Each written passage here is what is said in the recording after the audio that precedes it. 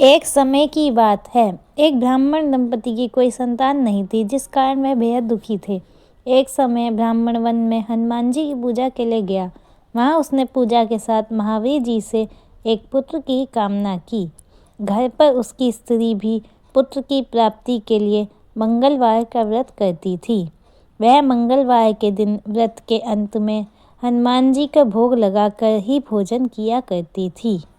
एक दिन उनके घर में व्रत के बाद ब्राह्मणी ने ना भोजन बना पाई और ना ही हनुमान जी को भोग लगा पाई, तो उसने प्रण किया कि वह अगले मंगलवार को हनुमान जी को भोग लगाकर ही भोजन करेगी।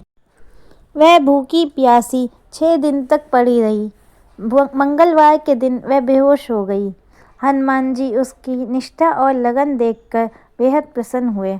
उन्होंने आशीर्वाद स्वरूप ब्राह्मणी को एक पुत्र दिया और कहा कि यह तुम्हारी बहुत सेवा करेगा।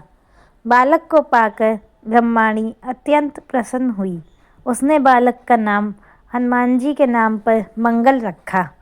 कुछ समय उपरांत जब ब्राह्मण घर आया तो बालक को देखकर पूछा कि वह कौन है। तब उसकी पत्नी बोली कि मंगलवार व्रत से प्रसन्न होकर हनुमान जी ने उसे यह बालक दिया है। ब्राह्मण को अपनी पत्नी की बात पर विश्वास नहीं हुआ। एक दिन मौका देखकर ब्राह्मण ने बालक को कुएं में गिरा दिया। घर पर लौटने पर ब्राह्मणी ने पूछा कि मंगल कहाँ है। तभी पीछे से मंगल मुस्कुराकर आ गया। उसे वापस देखकर ब्राह्मण आश्चर्यचकित रह गया। रात को हनुमान जी ने उसे स्वप्न में दर्शन दिए और बताया कि यह पुत्र उसे उन्होंने ही दिया है। ब्राह्मण सत्य जानकर बहुत खुश हुआ। इसके बाद ब्राह्मण दंपति प्रत्येक मंगलवार को व्रत रखने लगे।